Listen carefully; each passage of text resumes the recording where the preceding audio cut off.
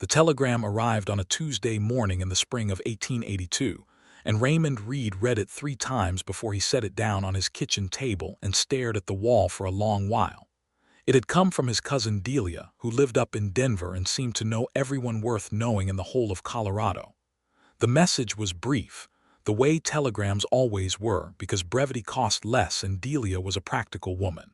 It read, "Sending help as promised. Her name is Martha Hayes. She is 24, capable and willing to work.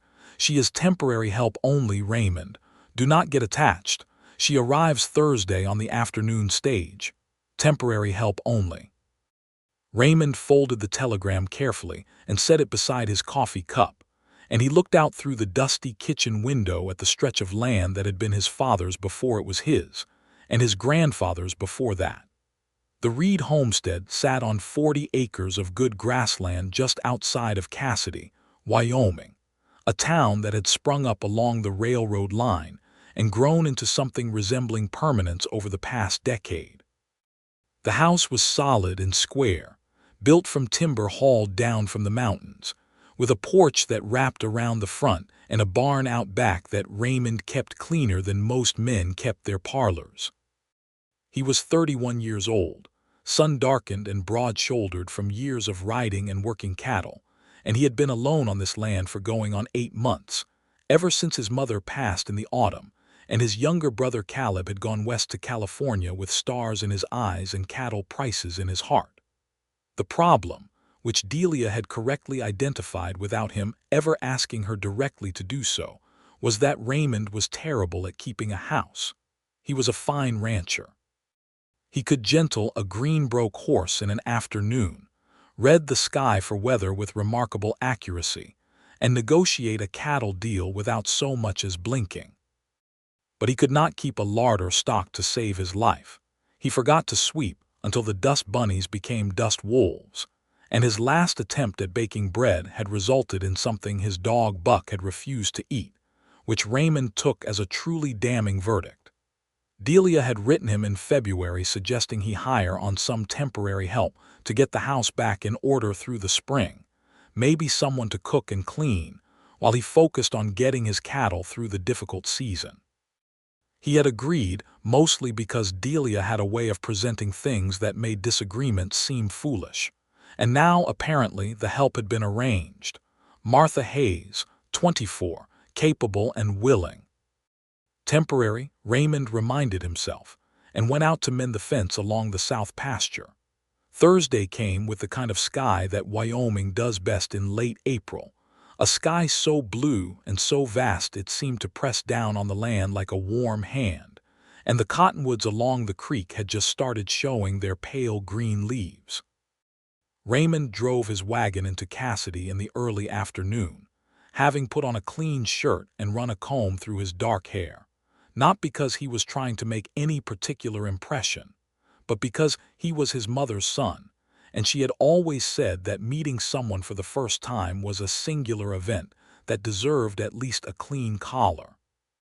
The afternoon stage from Denver rolled into Cassidy at 2:30, trailing a cloud of yellow dust, and Raymond stood beside his wagon and watched the passengers climb down. There was a drummer with a sample case, a woman with 2 small children who were immediately claimed by a man with a mustache and a relieved expression, and then a young woman in a gray traveling dress who stepped down from the stage with a carpetbag in one hand and a hatbox in the other, and looked around at Cassidy with clear brown eyes that missed nothing. She was not what Raymond had been picturing, though he would have been hard-pressed to say exactly what he had been picturing. She was medium height, with dark hair pinned up under a practical gray hat, and her face was the kind of face that was more interesting than conventionally pretty, with strong cheekbones and a mouth that seemed to be considering something privately amusing at all times. She wore her traveling clothes with the ease of someone accustomed to traveling, and she scanned the street with a self-possessed air that Raymond associated with people who had learned early in life to rely on themselves. He walked over. "Miss Hayes." She turned and looked at him with those clear brown eyes. "Mr. Reed, I take it." "Yes, ma'am, Raymond Reed." He took the carpetbag from her because his mother had raised him right, and she let him take it, which told him she was practical about such things. Was the journey difficult? Long, she said simply. But the mountains were worth looking at. She glanced around the town, at the general store and the hotel and the saloon that called itself the Silver Spur in faded paint above its door. This is Cassidy. All of it, Raymond said, and surprised himself by feeling a small flicker of defensiveness about the modesty of the place. My ranch is about 4 miles east. Not too far, she nodded, as if 4 miles was neither here nor there, and followed him to the wagon without complaint. They drove out of town in a silence that was not uncomfortable, though Raymond was aware of her sitting beside him on the wagon seat and trying to think of something sensible to say. The land opened up around them, wide and golden and green at its edges where the new grass was pushing through, and the mountains stood blue and remote on the horizon. "Delia told me you have cattle," Martha said, finally, watching the landscape. 70 head this spring. I had 90 before the winter, but it was a hard one. She nodded. "Delia said your mother passed. I am sorry for that." Raymond kept his eyes on the road. "She was a good woman. The house has suffered for her absence." He said it plainly, which was the only way he knew to say true things.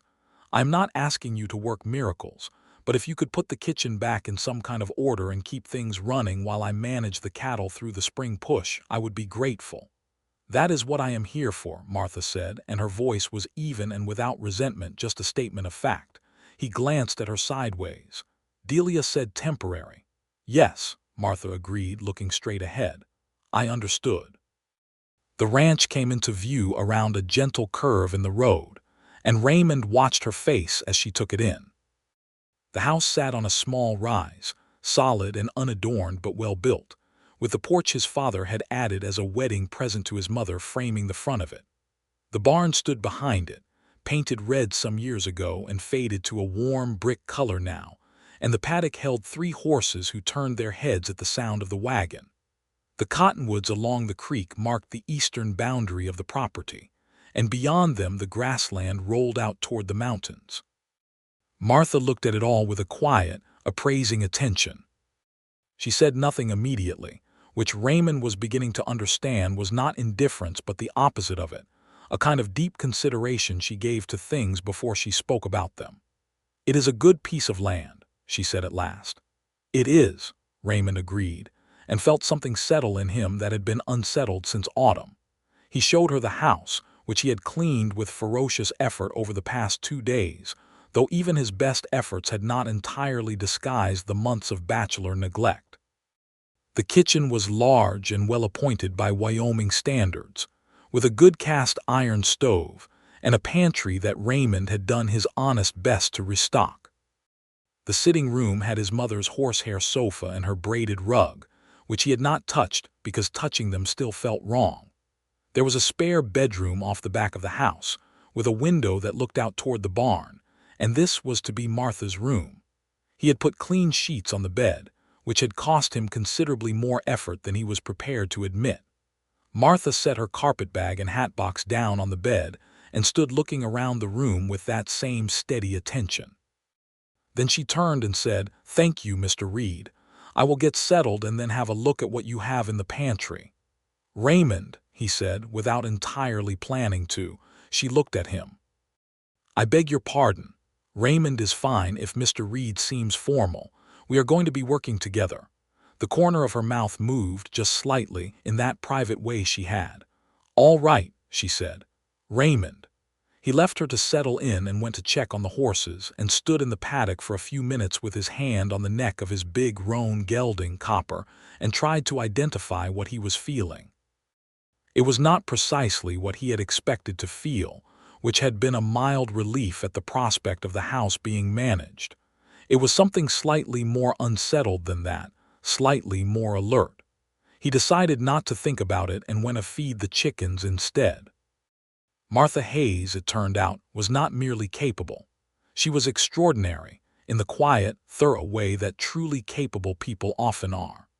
Within a week she had reorganized the kitchen so completely that Raymond could not find anything he was looking for and had to ask her where things were. which would have been irritating with anyone else but with her seemed perfectly natural, because she always knew exactly where things were and why she had put them there. The pantry was restocked with a logic that made sense once she explained it, staples arranged so that nothing ran out without warning. The bread she baked on Thursdays and Sundays was the kind of bread that made a man feel sorry for every other bread he had ever eaten. She cooked simply and well, fried chicken and boiled beans and beef stew and corn bread, the food of the country, made with an attention to detail that Raymond noticed without being able to articulate why he noticed it. She swept and laundered and mended with the same concentrated efficiency. And then, in the afternoons when the main work was done, she would sit on the porch with a book or a piece of mending, and she would look out at the land, and she had the rare gift of occupying space peacefully without demanding anything from it. Raymond found himself timing his returns from the pasture to coincide with the hour before supper, when she was usually on the porch. He told himself this was because he was hungry. He was not dishonest enough to believe himself entirely, but he was stubborn enough to maintain the fiction for a little while longer. They talked, in the evenings after supper, in a way he had not talked with anyone since his mother had been alive. Martha had come from Missouri originally, she told him, from a family that had lost its farm when the bank called in the loans after her father died. She had been working for the past 4 years, first in Kansas City for a family with 3 children, then briefly in Denver for a widow with a large house, which was where she had met Delia, who was the widow's neighbor and seemed to know everyone worth knowing. "Did you like Denver?" Raymond asked her one evening. They were sitting on the porch after supper, the sky going amber and rose above the mountains, the air just cool enough to make sitting out pleasant. Martha considered this with her usual care. "I liked certain things about it. The library, the music sometimes at the hotel, but it is very loud and the people are very busy, and I always felt somehow like an afterthought in it." She looked out at the land, where the light was laying itself down in long golden bars across the grass. "I find I prefer space." Raymond turned to look at her profile. The evening light was doing something interesting to it, catching the line of her cheekbone and the dark curve of her hair where it had come slightly loose from its pins after a long day. He looked away before she could turn and catch him looking. "I have always found space more honest than crowds," he said, which was true, and something he had never said to anyone else because it had never seemed necessary. She turned to look at him then as if surprised. "Yes," she said, "that is exactly it. That is the exact right word for it." There was a beat of silence, warm and particular, and then Buck the dog came around the corner of the porch and put his big head in Martha's lap, because Buck had decided within the first 3 days of her arrival that she was the finest person who had ever visited the ranch, a judgment Raymond was finding increasingly difficult to dispute. She scratched Buck's ears and the moment passed, dissolving into the ordinary evening, and Raymond went inside to check the stove, and told himself that she was temporary help, and that was all. The trouble with temporary help, he was discovering, was that it began to feel indistinguishable from permanent presence, if you were not careful. Martha had been at the ranch for 3 weeks when Mrs. Aldridge from the neighboring farm came to call, bringing a pound cake and a great deal of curiosity. Mrs. Aldridge was a stout and cheerful woman in her 50s who had known Raymond since he was a boy and had no compunction whatsoever about asking direct questions. She sat at the kitchen table and examined Martha with friendly interest while Raymond made coffee, which he was getting better at under Martha's patient instruction. "Delia sent you, did she?" Mrs. Aldridge said. "Delia always has good sense about people. She was very kind to recommend me," Martha said. She was rolling out pie crust on the floured board, her arms brown below her rolled-up sleeves, and she had the composed manner of someone who had been looked over by strangers before and did not find it particularly threatening. "Temporary," Raymond said, Mrs. Aldridge said, with the tone of someone not quite believing what they are repeating. "Yes, ma'am," Martha said, and glanced up with those clear brown eyes unruffled. Mrs. Aldridge looked at Raymond. Raymond put coffee cups on the table with great concentration. "The pie smells wonderful, Mrs. Aldridge said, and changed the subject with the tact of a woman who had made her point and did not need to belabor it. After Mrs. Aldridge left, Raymond went to the barn to do some work that he had been intending to do all week, replacing some loose boards in the feed stall. He had the telegram from Delia tucked in his vest pocket. He had been carrying it around for 3 weeks, which he had not noticed he was doing until that morning when he reached into his pocket for a nail and found the folded paper instead. He pulled it out and looked at it. The paper was soft along the fold lines from being handled. "She is temporary help only, Raymond." He stood in the barn for a moment, listening to the sounds of the horses in their stalls and the wind in the cottonwoods, and to the very faint domestic sounds from the house, the clink of dishes, the occasional footstep, the barely audible rhythm of a life being lived alongside his. Then he took a small picture frame down from the shelf where he kept odds and ends, a plain wooden frame he had made the winter before from leftover timber and never found a use for, and he put the telegram in it, and he hung it on the barn wall above his workbench. He stood back and looked at it. It was a ridiculous thing to do, and he knew it, and he did it anyway, and then he picked up his hammer and went back to mending the feed stall, and did not think about it further, or tried not to, which was not quite the same thing. Martha found the framed telegram 2 days later. She had come out to the barn to ask him whether he wanted chicken or beef for Sunday supper, a question that seemed to require his presence in person rather than a shout across the yard, and she walked in and found him at his workbench, and then her eyes went to the wall above it, as eyes tend to do when something unusual is hanging there.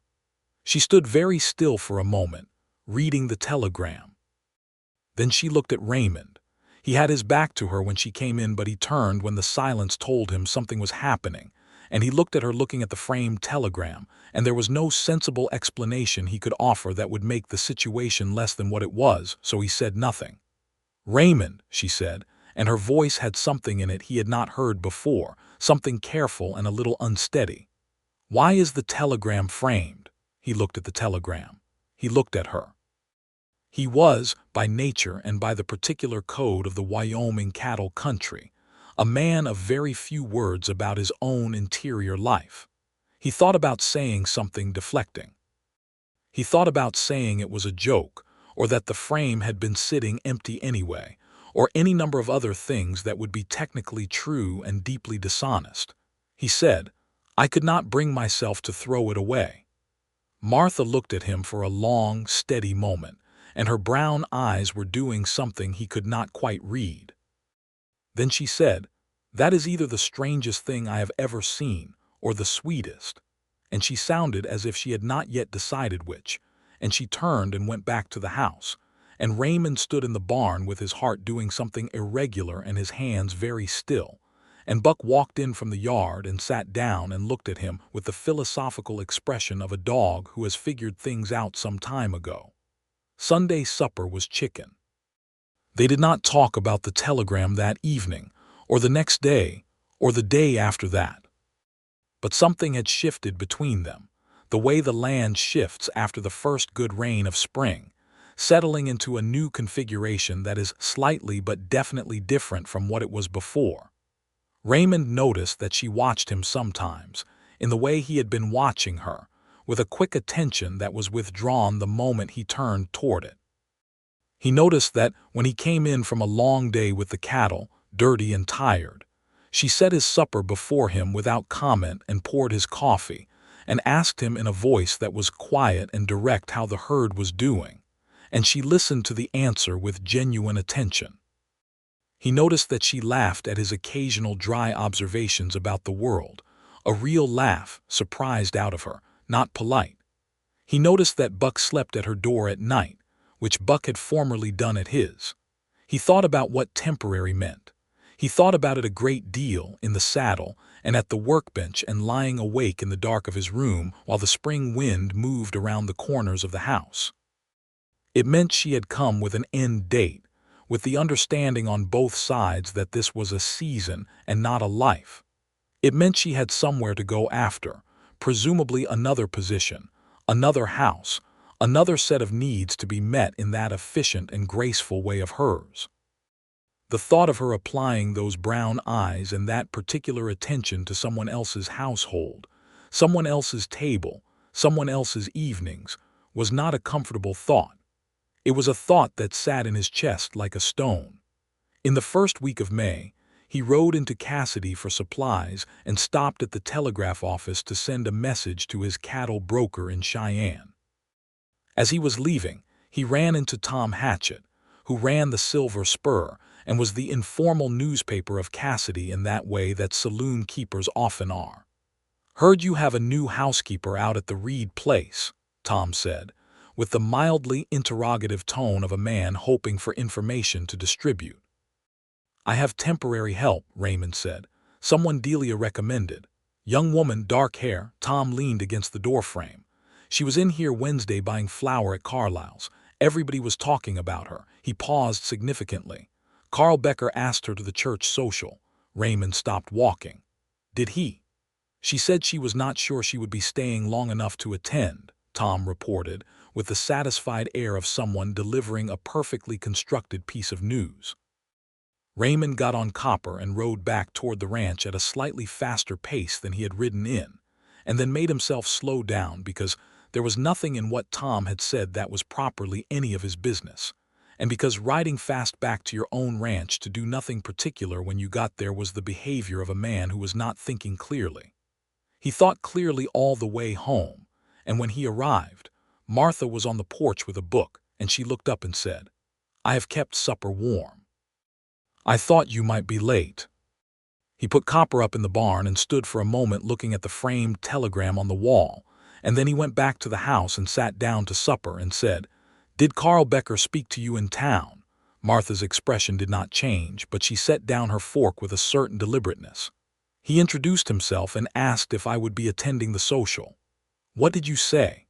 She looked at him directly, which she always did and which he had come to value more than he could have explained. "I said I was not sure of my plans." Raymond ate a forkful of beans. "The social is the third Saturday of the month. You will still be here." "Possibly," Martha said. "You are welcome to go if you would like to go," he said, though each word cost him something. "I know I am welcome," Martha said, and her voice had that particular quality of someone waiting to see what the other person will say next. Raymond put his fork down. He looked across the table at her, in the lamplight, with the evening sounds of the ranch coming through the open window. "I would rather you did not," he said, because he was his father's son and his father had never been a man who talked around things. Martha was quiet for a moment. Then she said, "That is a complicated thing to say, Raymond." "I know it is. You told me I was temporary help." "You are what the telegram said you were," he agreed, and he could hear, even as he said it, how inadequate that was. Her eyes held his for a long moment, and something in them was soft and considering, and he thought possibly a little frightened, the way a person is frightened when something matters. "I think we should talk about this," she said. "I think so too," he said. "But I do not want to say things I cannot take back before I know what I am actually trying to say." She looked at him for another moment. Then she said, "That is fair," and they finished supper in a charged silence that was not quite comfortable, but was perhaps the most honest silence Raymond had ever sat in. He lay awake for a long time that night. The spring peepers were going in the creek, their singing filling the dark, and he stared at the ceiling and took inventory of himself with the thoroughness he applied to his cattle and his equipment, because he was a methodical man and he believed that if you were going to do something, you ought to be sure of it first. He was sure of several things. He was sure that the ranch needed him to focus on the spring cattle work, which was true and not the most important consideration, but was at least practical. He was sure that Martha Hayes was good, not just competent but genuinely, deeply good in the way that some people were, and most people had at least glimpses of, but that in Martha seemed to run all the way through her, a consistent integrity. He was sure that she made him laugh in a way he had not laughed in years, since before his mother's illness had cast its long shadow over everything. He was sure that she sat easily in his mother's kitchen without trying to replace his mother, which was a thing he had feared, and which had not happened at all. He was also sure, with the clarity that comes at 2 o'clock in the morning when there is no one to perform for and no purpose to honesty except itself, that he did not want her to be temporary, that what he wanted was for her to be permanent, in the most specific and committed sense of the word, that the thought of her leaving, of the ranch going back to silence and dust and bread that Buck would not eat, was not merely inconvenient but was something close to insupportable. He fell asleep just before dawn and woke 2 hours later to the smell of coffee and the particular quality of early morning light that meant it was going to be a clear day. And he got up and went to the kitchen, and Martha was there with her hair down, which he had not seen before, because she was always pinned and practical by the time he came to breakfast. She looked up from the stove with an expression that suggested she had also not slept entirely well, and her dark hair was hanging loose around her shoulders, and the morning light was on her face. "Good morning," she said, and her voice was slightly rough with sleep. "Good morning," he said, and sat down at the table and thought about everything he had decided the night before. "I was thinking," Martha said, her back to him as she stirred the oats, "about what you said last night." "So was I," Raymond said. She turned from the stove. Her expression was careful and direct and honest. "I have been in positions before," she said, "where the man of the house developed certain feelings and the situation was not appropriate and I left." She paused. "I want you to know that I am not in the habit of being swept up in things." "I know that," Raymond said. "I am telling you because what I am about to say next might sound like I am contradicting myself." She looked at him with those clear brown eyes that did not pretend. "I think I have been swept up anyway, against my better planning." She said this with a kind of wry, rueful honesty that made him feel oddly like laughing. He did not laugh. He said, "I hung your telegram on my barn wall." "I know," she said. "I saw." "A man does not frame a telegram describing the woman he has hired to scrub his floors," Raymond said, "and hang it up where he will see it every time he goes to work. Not unless he is very confused about the nature of the arrangement." "No," Martha agreed. "He does not." She turned back to the stove and took the oats off the heat. "What do we do about this?" He stood up from the table. He crossed the kitchen to where she was standing, and he was aware of the distance between them shortening step by step, and of her not moving away from it, and of the morning light and the smell of coffee and the sound of Buck padding around outside. And when he was close enough, he said, "I would like to court you properly, Martha Hayes, if you are willing. I am not asking you to decide anything today. I am asking you to let me try." She looked up at him from a few inches away. Her eyes were warm and serious. "That is a very decent way to put it," she said. "I am trying to be decent about it." "All right," she said. "Try then." And there was that private amusement at the corner of her mouth, but softer than usual, and something behind it that was not amusement at all. He stepped back and let her dish up the oats, and they sat down to breakfast, and it was ordinary and extraordinary simultaneously, which was, Raymond was beginning to understand, how all the best things worked. He courted her the way a man courts a woman in Wyoming in 1882, which is to say with the full attention of someone who has decided something, and is not interested in retreating from it. He brought her wildflowers from the creek bank without announcement, setting them on the kitchen windowsill where she would find them. He took her out in the wagon on a Sunday afternoon to see the valley from the ridge that gave the best view of it, and they sat up there in the warm spring air and talked about everything and nothing while the horses grazed, and the land spread out below them like a promise. He was not a man who spoke easily about himself, but for her he made the effort, pulling up words from places inside him he had not visited in a long time, things about what the ranch meant to him and what his father had been, and what it had cost to lose his mother and still stand up every morning and do the work. She listened. She always listened with her whole attention, which was a quality so rare he had not fully understood its rarity until he had the experience of it. And she spoke, too, with increasing openness, about Missouri and the hard years after her father died and the particular loneliness of being responsible for yourself in a world that assumed a woman had someone to lean on. She had an older brother, she told him, named James, who was farming in Kansas. They wrote letters but had not seen each other in 3 years. She had been in motion for so long, she said, that she had nearly forgotten what it felt like to stay put. "Do you want to stay put?" he asked her. They were on the porch this time on a warm May evening with the sunset doing its extravagant Wyoming best above the mountains. He asked it without looking at her because sometimes the most important questions were easier to ask sideways. Martha was quiet for a moment. Then she said, "I want it. I think that might be close enough to the same thing." He turned to look at her then. "What is stopping you from wanting it fully?" She met his eyes. "Fear, I suppose. Of wanting something and then having it not be what I thought it was." She paused. "Of being temporary somewhere I stopped wanting to be temporary." Raymond sat forward in his chair. "Martha." His voice was very even, which was how he sounded when he was feeling things most strongly, because the stronger the feeling, the quieter his voice became.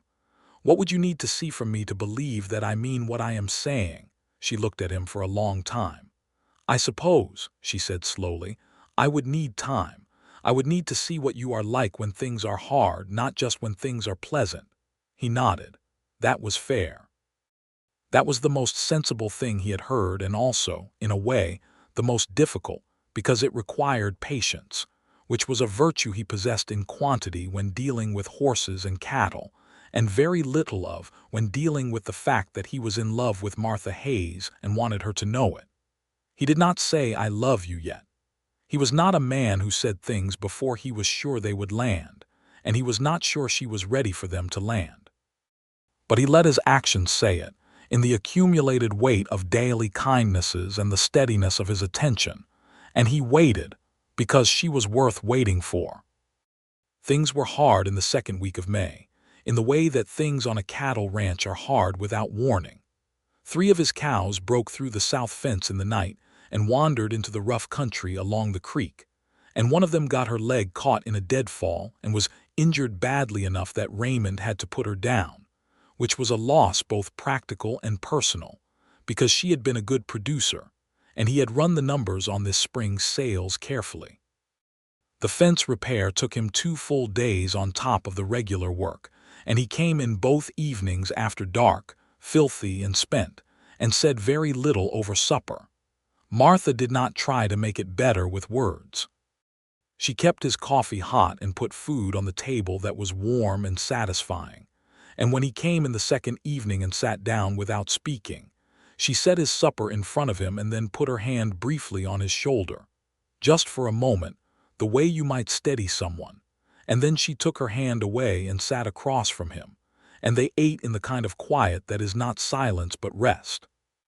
Later that evening, when he was on the porch with a cold cup of coffee he had forgotten to drink, she came out and sat in the other chair and said, "Tell me about her." He knew she meant the cow. Big brown Hereford, had her 7 years. She was my mother's, actually. My mother named all the cattle, which I thought was sentimentality, but now I think was wisdom, because you care better for a thing you have named. What did your mother name her? Ruth, Raymond said, and the name hung in the evening air. After the book of Ruth, because she had a habit of following, always turning up wherever the other cattle were, leading the way home. He stopped. "It is foolish to grieve a cow." "It is not foolish," Martha said firmly and simply. "Grief is grief. It does not require a certain size of loss to be legitimate." He looked at her. In the last of the evening light, her face was quiet and certain, the face of someone who had known enough loss themselves to speak about it without flinching. "My mother used to say something like that," he said. "She sounds like she was a wise woman." "She was the best person I ever knew," Raymond said, and his voice went low. "Until recently." He had not meant to say that last part, or had not meant to say it aloud, and he looked out at the dark land and heard the words settle into the air and did not take them back. Martha was very still beside him. He heard her draw a slow breath. Then she said, very quietly, "Raymond." He turned to look at her, and she was looking at him with an expression that had no guard in it at all, no careful management, just her, open and warm and a little overwhelmed. And he reached across the space between their chairs and took her hand, and she let him, and they sat there in the dark of the Wyoming spring with their hands folded together and said nothing, because nothing needed saying just then. June came in warm and fast, the way Wyoming June does, turning the grassland gold and stretching the days out long and luminous. The cattle were settled after the fence incident. The new grass was good, and Raymond's numbers for the spring drive were shaping up better than he had feared after the winter losses. He was in good spirits, which was visible to everyone who saw him, including Tom Hatchett in town, who looked at him sideways and said nothing with the wisdom of a man who knows when to let a thing develop on its own. Mrs. Aldridge came to call again, and this time she brought her husband Harold along, a large taciturn man who shook Raymond's hand and inspected the barn, and said the herd looked fine, which from Harold Aldridge was approximately the highest praise available. Mrs. Aldridge sat with Martha in the kitchen and they talked for 2 hours about what Raymond could not fully determine from his respectful distance, but Mrs. Aldridge left with an expression of considerable satisfaction. "She asked me a great many questions," Martha told him that evening. "She is thorough," Raymond said. "She asked if I was happy here," Martha said without looking up from her mending. Raymond set down his coffee cup. "What did you say?" Now she looked up. Her eyes were warm and direct. "I said I thought I might be the happiest I have been in a long time, which surprised me slightly when I heard myself say it." He felt something ease in his chest that had been tight for months. "I am glad," he said simply, because simple was all he had room for just then. She looked at him for a moment longer, with that look that was not complicated at all when you knew what it was, and then she went back to her mending, and he went back to the paper he had been reading, and Buck snored softly on the rug, and the evening was the most peaceful thing Raymond had experienced in years. The question of temporary came to a head, as questions have a way of doing, not through any dramatic confrontation but through the ordinary mechanism of time. It was near the end of June, 6 weeks after Martha's arrival, when a letter came from Delia in Denver. Raymond brought it in from the mail run and set it on the kitchen table for Martha, and then went about his business with the deliberate courtesy of a man who has no intention of hovering. He was at the workbench in the barn when she came out to find him. He heard her footsteps on the packed earth and turned. She had the letter in her hand, and her expression was neutral in the way that meant she was thinking hard. "Delia has a new position for me," she said, "in Laramie, for a family with 4 children. They need someone by the 1st of August. She paused. "She says it is a good position, long-term." Raymond set down his tools. He looked at Martha Hayes standing in the doorway of his barn with the afternoon sun behind her, and above her workbench the framed telegram, and something in him went very quiet and very certain. "Is it what you want?" he asked. She looked at him with those clear eyes. "I think you know the answer to that," she said carefully, "but I think you also know that I cannot make a decision about what I want based only on what I feel. I have been in motion for 4 years. I have been sensible and careful, and I have not let myself be swept up." A long pause. "And here I am, swept up." Raymond crossed the barn. He stopped in front of her, close enough that she had to look up to hold his eyes. "Martha," he said, "I am going to say something, and I want you to hear it completely before you answer, because I am not a man who says things like this often, and when I say them, I mean them entirely." He paused, gathering the words, which were right there waiting to be said. "I love you. I have loved you since about the 3rd week you were here, though I may have started earlier than that and not had the sense to name it. I would like you to stay, not as temporary help and not as any kind of help, but as my wife, if you will have me. And I would understand if you need time, and I would understand if you need to think, and I would wait for as long as thinking takes. But I wanted you to know the whole of what I am offering before you answered Delia. The barn was very quiet. Outside, Copper moved in his stall and Buck yawned, and somewhere a meadowlark sang its two-note phrase in the long golden grass. Martha looked at him for what was probably only a few seconds but felt like the whole of a long afternoon. Her eyes were bright and he saw her throat move as she swallowed. Then she said, "You framed the telegram, Raymond." He blinked. "I did. The first week I was here." She was smiling now, the full real smile that he had worked for every day since April, and it was even better than he had been remembering it between occurrences. "You framed a telegram describing me as temporary help and hung it in your barn because you could not throw it away, and you have been working up to this conversation for 2 months. She shook her head slowly. "You are the strangest and most patient man I have ever met." "I did not want to rush you," he said, and felt somewhat ridiculous, which was also not unpleasant. She reached up and took his face in both her hands, the way a woman does when she means the thing she is about to say and wants the person to understand it fully. "Yes," she said, "I will marry you, Raymond Reed. Not because I have no other options and not because the position in Laramie would not be perfectly adequate, but because I love you too, and because this is the first place in 4 years that has felt like where I am supposed to be, and because you hung a telegram in your barn." She paused. "And because your dog loves me." He laughed, a real laugh, surprised and full. "Buck has excellent taste," he said. "He does," she agreed, and she was still holding his face, and he put his hands around her waist and she did not move away, and the meadowlark sang again outside, and Raymond Reed kissed Martha Hayes in his barn with the framed telegram on the wall above them, and Buck padding in to observe the proceedings with philosophical approval. There was, of course, a great deal to arrange. Raymond wrote to Delia first, a letter that was short and entirely to the point. He was asking Martha to marry him and hoped Delia would understand the Laramie position going elsewhere. Delia wrote back with a speed that suggested she had been waiting for exactly this, a letter that said, among other warm and characteristically Delia things, "I described her as temporary because I knew that was the only way you would agree to let her come, and I am very pleased to have been right about both of you, and you are welcome." Raymond read this letter, looked at the framed telegram, and decided he liked Delia considerably more than he had previously. Martha wrote to her brother James in Kansas, and his reply came 3 weeks later, full of a warmth and a relief that told Raymond something about the protective worry James had been carrying on his sister's behalf through her years of motion.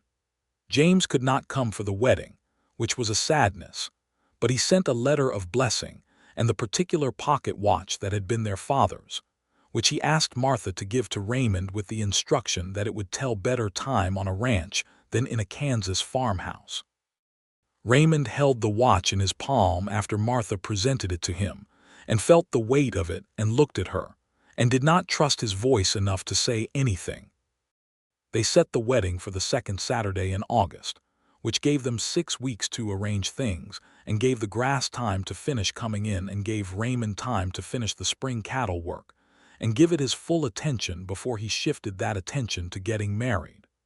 The practical sequencing of this appealed to Martha, who said it was the most rancher way she had ever heard of organizing a wedding, and said it with such affection that Raymond did not feel criticized at all. Mrs. Aldridge took charge of the arrangements with the enthusiasm of a woman who had been watching this development for weeks and had been preparing accordingly. She organized the women of the Cassidy Methodist Church into a decorating and catering committee, which resulted in enough food being prepared for the reception to feed the population of Cassidy twice over, which was roughly what happened, because everyone came. Martha's dress was made by a dressmaker in Cassidy named Irene Polk, who had a gift for fabric that bordered on the miraculous. It was a deep cream color, not white, because Martha was practical about such things, and it was made from a fine cotton lawn with a lace collar that had been Irene's own mother's. when Martha put it on the morning of the wedding in Mrs. Aldridge's spare room, with Mrs. Aldridge's granddaughter pinning her hair and Mrs. Aldridge herself standing back to look. It was very clear that what Irene Polk had done was transform a woman who was already striking into someone that stopped the conversation when she walked into a room. Raymond stood at the front of the Methodist church in his good dark suit, which fit better than he remembered, possibly because Martha had quietly taken it in at the shoulders the week before without telling him what she was doing, and he watched her come down the aisle on Harold Aldridge's arm, Harold having been pressed into this service with good-natured willingness, and he felt something in his chest open up like a gate swinging back, and he thought about his mother, who would have loved this woman, and his father, who would have shaken Raymond's hand and said not many words but all the right ones, and about the telegram on the barn wall, and how the strangest things became the most important things if you paid attention. She reached him and Harold stepped back, and Martha looked up at Raymond with her clear brown eyes and her full real smile, and he took her hand, and the minister said the words, and they said the words back, and it was as simple and as enormous as that. The celebration afterward was everything Cassidy could make it, which was considerable. Tables were set up outside the church and covered with food, and there was a fiddler named Charlie Briggs who played with the kind of joy that makes dancing unavoidable. Raymond danced with Martha, which he did with more competence than she had expected, and she said so, and he said his mother had taught him, and they danced in the warm August evening with the sun going down behind the mountains, and the children running between the tables and Tom Hatchett giving a toast that was unexpectedly eloquent.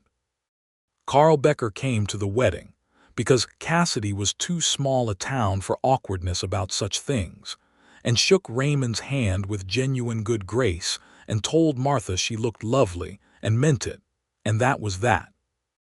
Delia came down from Denver on the train, and she was exactly what you would expect of a woman who could produce Martha Hayes out of the blue, sharp and warm and funny, with observant eyes that missed nothing and a way of squeezing Martha's hands that said everything about what their friendship had become. She pulled Raymond aside at the reception and said, "I want you to know that I meant it when I wrote temporary. I genuinely meant it." She smiled. "I was completely wrong," Raymond said. "I know." Delia said, "She is the best person I know, Raymond, and she deserves the best life. You give her that." "I intend to," Raymond said, and meant it with every fiber of a man who had thought about nothing else for 3 months. They drove home to the ranch in the blue dusk, Martha and Raymond in the wagon with Buck running alongside, the way they had driven in from Cassidy the first time, but entirely different in every dimension that mattered. The ranch came into view on its small rise, with the lights in the windows that Mrs. Aldridge had arranged for some of the church ladies to light before the couple's return, and the barn stood dark and solid behind it, and the cottonwoods whispered along the creek. Raymond helped Martha down from the wagon, and she stood in the yard looking at the lit house, and he stood beside her, and she said, "This is home." "It is," he said. She turned to look at him in the evening light. "I cannot believe," she said, "that I almost went to Laramie." He laughed softly. "I cannot believe you almost went to Laramie either." She took his hand and they walked up to the porch together, and Buck pushed past them both to get inside first, which was typical, and the evening star was out above the mountains, and Raymond Reed and Martha Hayes went inside their home. The first year of their marriage was, if anything, better than the courtship, because courtship is a wonderful thing, but it is also a sustained act of careful attention, and marriage was the relief of letting that attention become natural and constant, and woven into the ordinary rhythm of days. They fell into the habits of shared life with a completeness that suggested they had been heading here for a long time, that the paths of their lives had been curving toward this ranch, and this kitchen, and this particular configuration of 2 people, and 1 dog, and 40 acres of Wyoming grassland since before they had any way of knowing it. Raymond discovered that Martha had opinions about cattle, informed and sensible ones, which she had been keeping to herself out of appropriate professional restraint, and which she now expressed freely when relevant, and which he found himself seeking out with increasing regularity because they were usually right. She had grown up around farming and had a practical eye for animals that complemented his own differently acquired knowledge, and they fell into the habit of talking over the ranch decisions together in the evenings, in a way that Raymond's father had done with his mother, which he had not thought about consciously until he found himself doing it. Martha discovered that Raymond was a reader, which she had suspected from the small shelf of books in the sitting room but had not fully appreciated, until winter came and the long evenings provided the occasion for it. They read to each other sometimes, in the lamplight, with Buck between them on the sofa and the snow going past the windows, and those evenings had a quality of peace and completeness that Martha had not known she was capable of feeling, having spent so many years in motion. In the autumn of that first year, they drove to Cheyenne to collect Delia, who came to visit for a week and who examined everything about the ranch and the marriage with her characteristic precision and pronounced herself satisfied, which was the highest accolade available from that quarter. She and Martha talked for hours in the kitchen while Raymond made himself scarce with appropriate tact, and when Delia left, she hugged Martha for a long time and shook Raymond's hand and looked at the framed telegram on the barn wall when he showed it to her and said, "I should have put better language in it." Raymond said, "I think the language was perfect." Martha's brother James wrote in October to say that the harvest had been good, and that he and his wife Alina were expecting their first child in the spring, and was there any chance that Martha and Raymond might consider visiting Kansas sometime, because Alina had heard so much about Martha and very much wanted to meet her. Martha wrote back immediately and said they would come in the spring, as soon as the cattle work permitted, and she and Raymond drove to Kansas in May of 1883 in a way that was partly a visit to James and partly a small adventure, because neither of them had traveled together purely for pleasure before, and it turned out they were excellent traveling companions, because they both looked at new country with appreciation and knew how to be comfortable with each other in close quarters. James was a large, weathered man who shook Raymond's hand with the grip of someone who had needed to see this for himself and was now satisfied. And Alina was quiet and kind, and enormously pregnant and immediately comfortable with Martha, in the way that certain women are immediately comfortable with each other when they share a fundamental nature. They sat on the Kansas porch in the warm evenings and James told stories about Martha when she was young, about the girl who had followed him around the farm, asking questions about everything and reading every book she could find, and once argued their father into building a proper library corner in the farmhouse parlor by sheer persistence of logic. Raymond listened to these stories and looked at his wife in the lamplight and thought about all the years she had been in the world before he knew her, all the ground she had covered and endured, and felt a retroactive gratitude toward all of it for delivering her to Cassidy, Wyoming, on a Thursday afternoon in April. Alina's baby came while they were there, a boy they named Thomas, and Raymond held the newborn for a few minutes while James and Martha bent over Alina, and he felt the particular weight of a new person in the world and looked at Martha across the room, and something passed between them in that look that needed no words.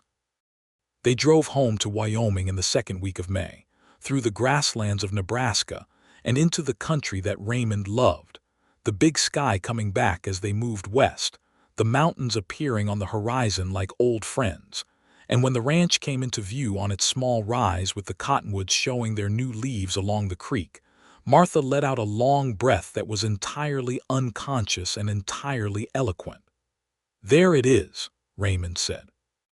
"There it is," she agreed, and reached over and took his hand on the wagon seat, the way she had started to do without thinking, which was the best kind of habit. In the late spring of 1883, Martha told Raymond, one morning at breakfast, in the same direct matter-of-fact way she had of saying important things, that she was expecting a baby. She said it over coffee and oats, The way his mother had probably told his father, the way women on ranches tell the practical important news, without ceremony but with the full weight of meaning behind it. Raymond set down his coffee cup.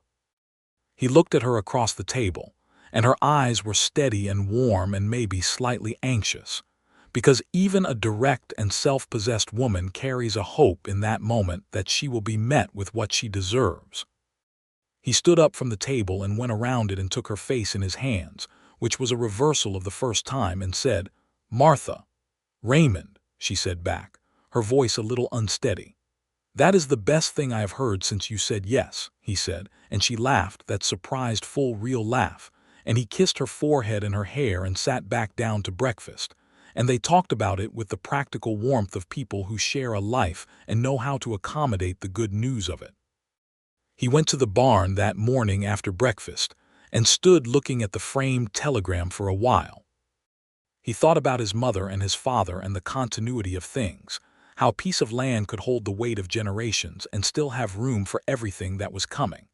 He thought about Martha in his mother's kitchen, cooking at his mother's stove, making the house into something that was theirs now, not erasing what had been but building on top of it the way new seasons build on old ones. He put his hand against the frame for a moment, just briefly. Then he went to work. The baby was a boy. He was born in the deep of December 1883, in the big bedroom of the ranch house, with Dr. Fielding in from Cassidy and Mrs.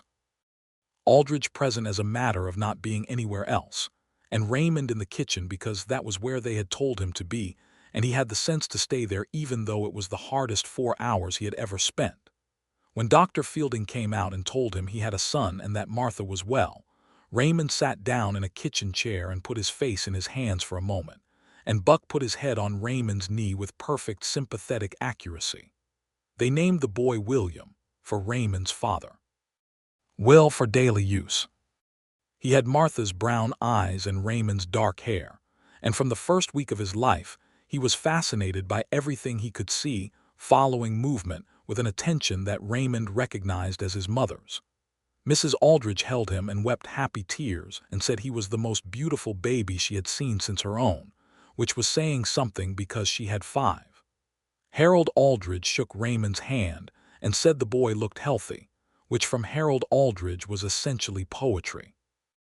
Delia came down from Denver for 2 weeks in January and declared, "Will magnificent," and Martha her own personal hero, and spent a great deal of time making sure that Martha was resting properly and eating properly and not doing more than she should, which was something Martha required monitoring about because her instinct was to be back to work at the earliest possible moment.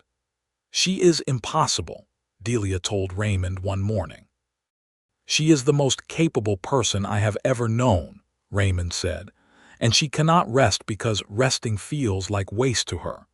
Give her something productive to do while sitting down and she will stay sitting down." Delia looked at him with an expression he could not quite read. "You know her," she said. "I am trying to," Raymond said.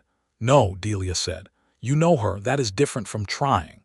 He thought about that for the rest of the day. The ranch grew. In the spring of 1884, Raymond bought another 15 acres to the east, along the creek, which improved the grazing considerably and gave them the kind of land buffer he had been wanting since his father's time. The herd was up to 90 head again, nearly back to its pre-winter peak, and the spring sales went well enough that he was able to hire on a hand for the summer, a young man named Pete Dawson who was 17 and willing to learn, and who ate more than seemed geometrically possible for someone his size. Martha taught Pete to make decent biscuits, which he received with the gravity appropriate to being initiated into a serious discipline, and Raymond noticed that she had a teacher's instinct, a gift for explaining things without condescension. He mentioned this to her one evening. She considered it. "I like to understand things clearly," she said. "I suppose that makes explaining them easier. You would have been good at school teaching," Raymond said. She gave him a look that held something complicated in it. "Perhaps," she said, "but I find I prefer what I have." Will grew the way healthy babies grow, steadily and fascinatingly, becoming a person with opinions and preferences and a vocabulary that expanded with aggressive speed. He was talking in full sentences by 18 months, which Dr. Fielding said was early and Raymond said was unsurprising given who his mother was. Will had strong feelings about horses, whom he loved with the single-minded passion of someone who has found his people. And Raymond spent many a Saturday morning with the boy on Copper's back in the paddock, one hand firmly on the boy, and Copper standing with the patient dignity of a horse who understands children. In the autumn of 1885, Martha told Raymond over breakfast that they were expecting again. This time she said it with a particular composure that told him she had spent some time deciding how to say it, because the first time had been something you could be surprised by, and the second time you just lived in the decision you had made.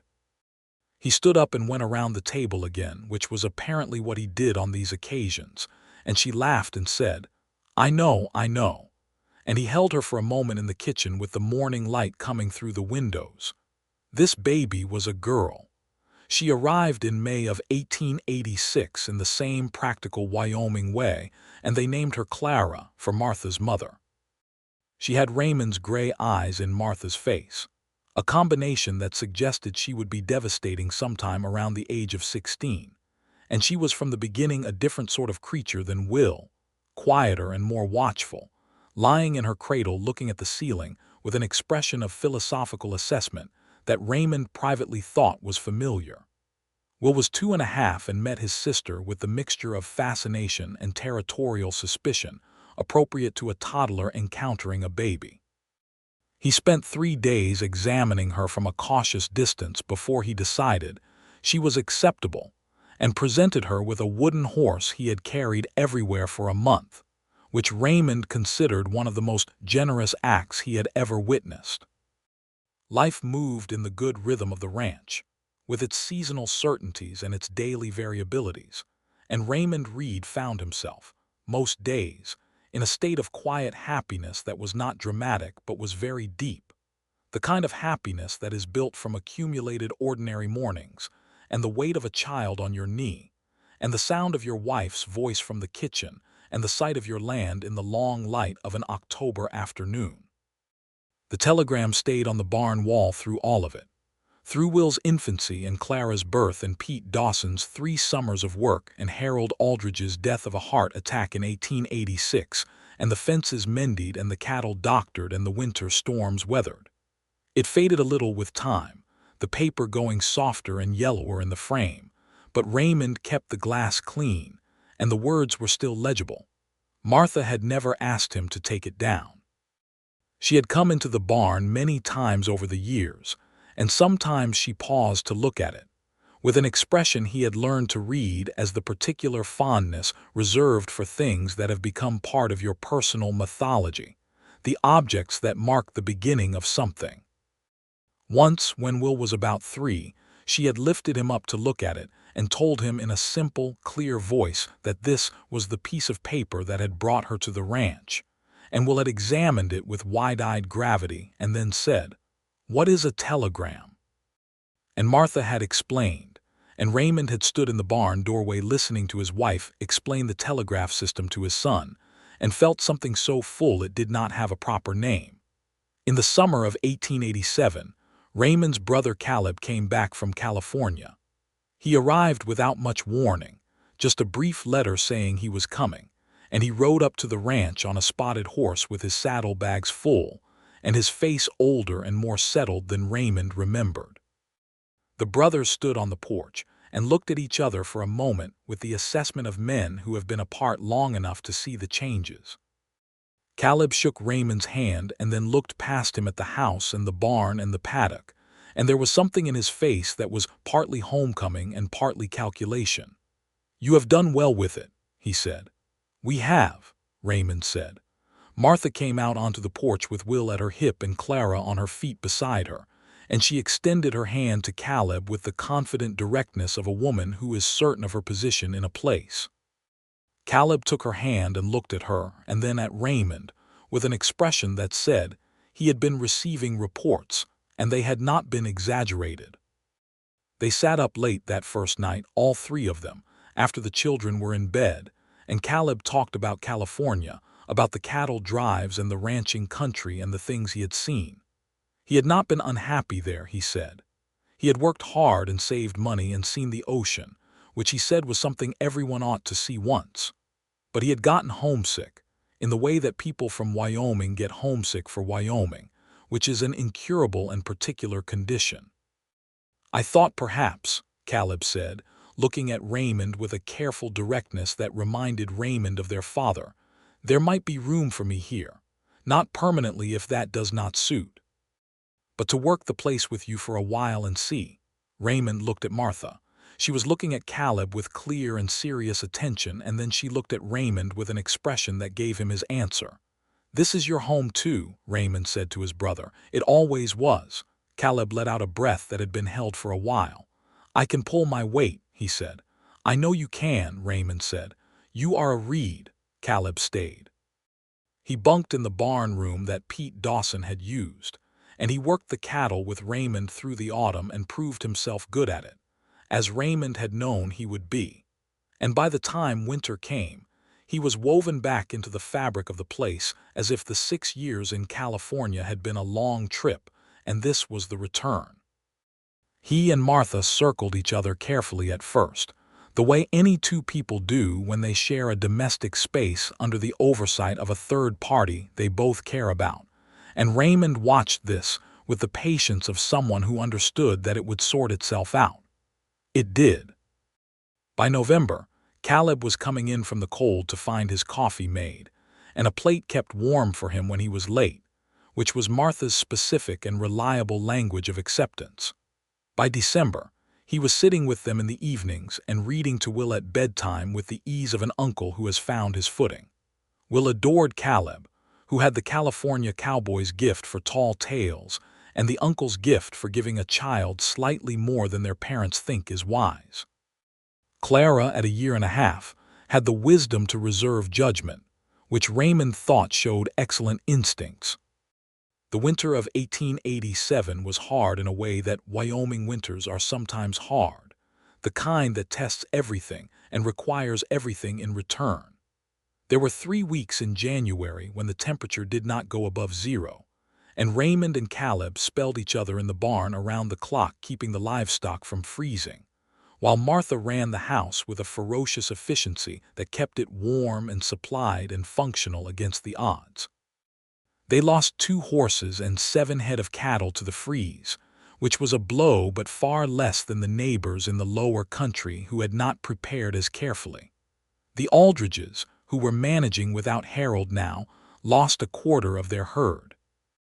When the thaw came in February, Raymond and Caleb rode over to the Aldridge place to help assess the damage and plan for spring, and Martha sent food and wrote to Mrs. Aldridge with the kind of practical kindness that acknowledged loss without drowning it. Mrs. Aldridge came to call in March, thinner and older than she had been but still herself. Still, the woman who had come with pound cake and curiosity all those years ago.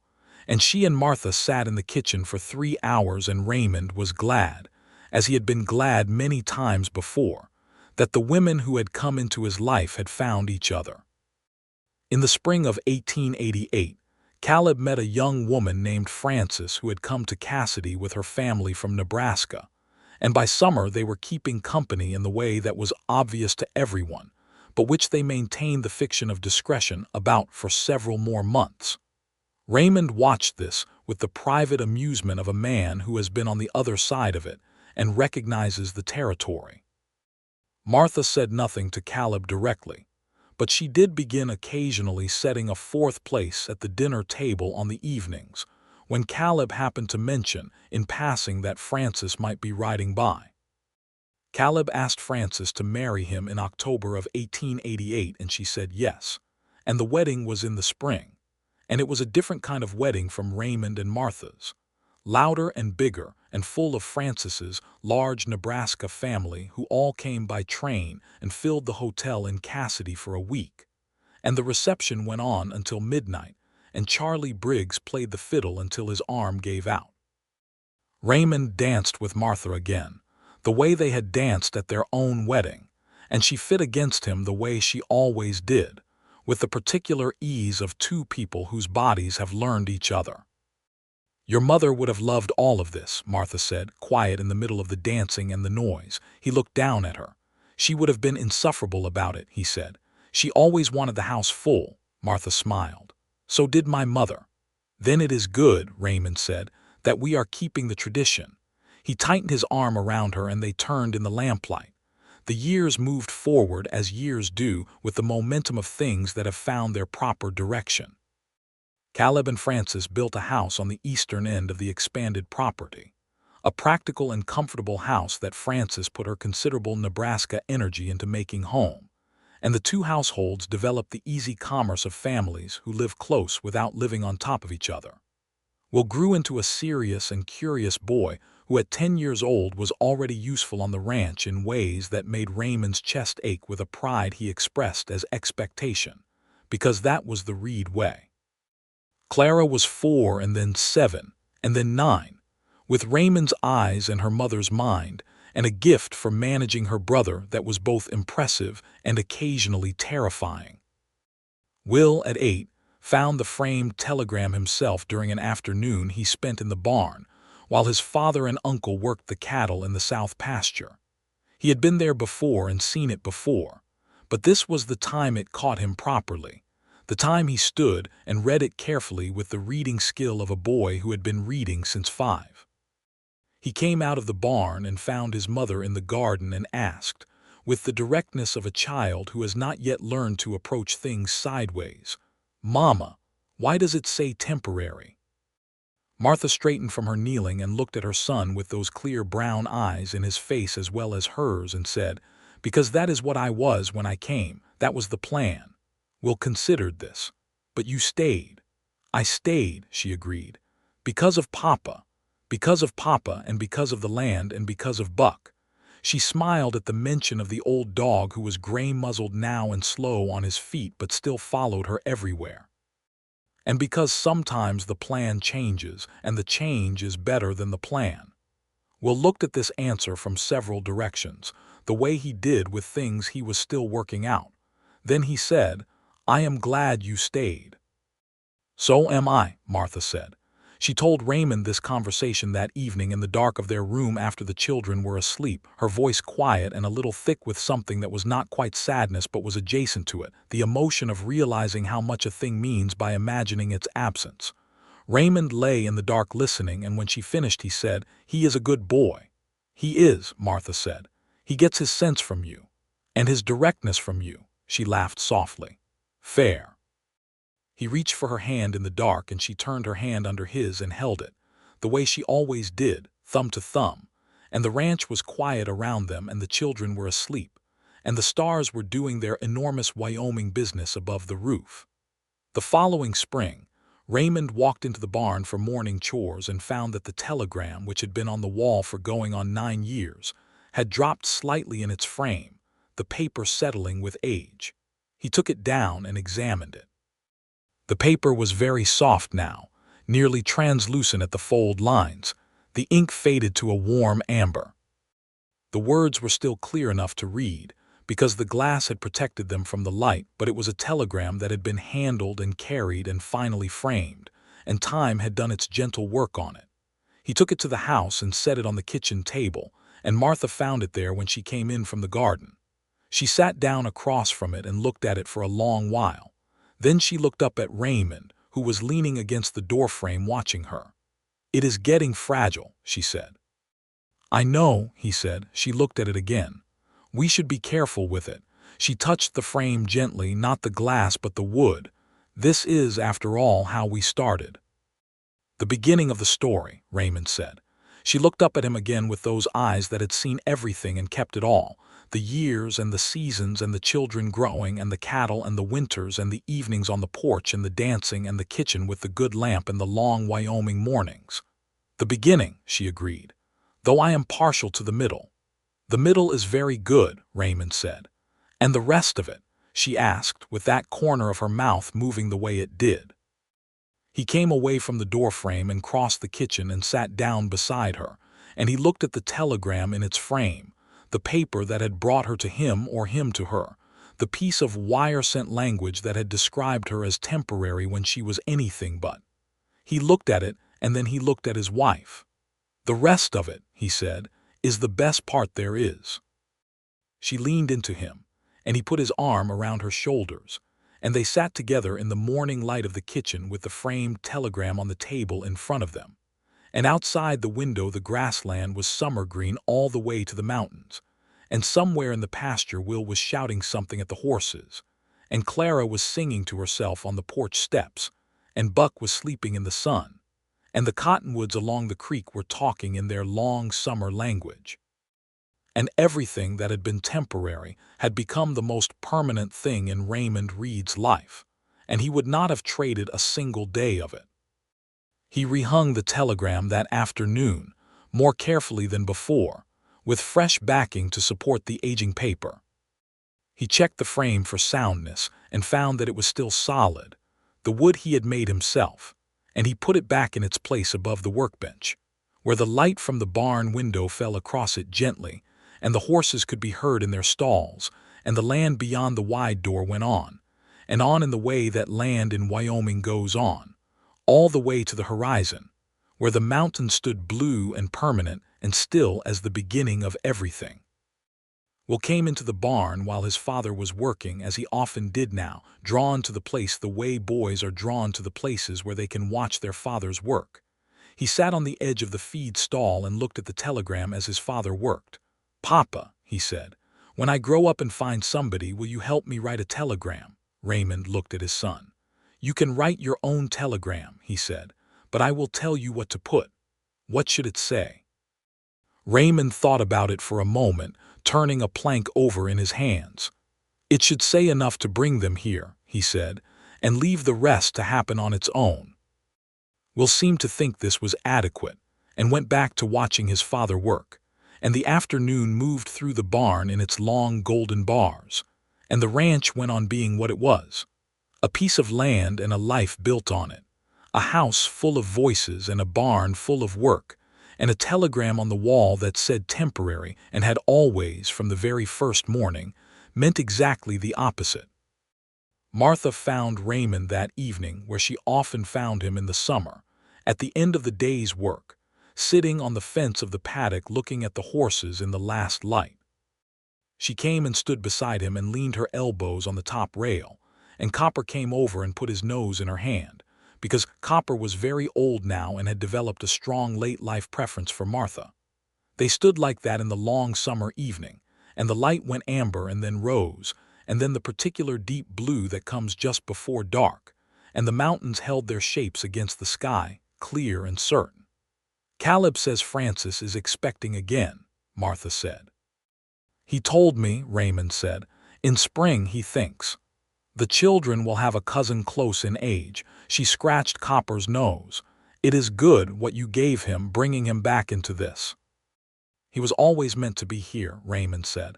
"I just waited." She looked at him sideways, the look that was almost amusement but deeper. "That is what I love about you," she said. "You understand that good things require waiting for." "I waited for you," he said. "You waited 2 weeks," she said with affectionate exaggeration. "I waited 31 years to find you," he corrected. "The 2 weeks was just the end of the waiting." She was quiet for a moment. Then she put her hand over his on the fence rail, and he turned his hand and held hers, and the stars were beginning to come out above the mountains, the first tentative appearances of the night's full constellation, and somewhere in the house Clara was calling something to Will, and Will was responding with the elaborate patience of a 10-year-old who has been interrupted, and Buck was barking once at something in the dark. "Raymond," Martha said. "Yes," he said. "I am glad I did not go to Laramie." He laughed, the full real laugh she had first heard from him that morning in the barn, the laugh that meant he had stopped managing himself and was just being, and he put his arm around her and she leaned into him, and the Wyoming night came on around them, vast and full of stars, over the ranch and the barn and the children and the telegram on the wall.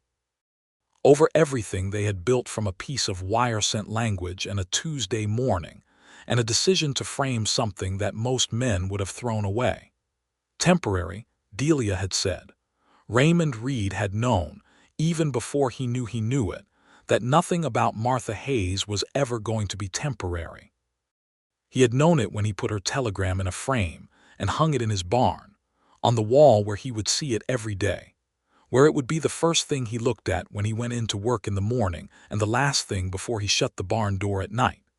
He had known it with the bone-deep certainty of a man who has spent his whole life reading land and sky and animal and who knows, when something is right, in the same wordless place that knowledge of that kind always lives.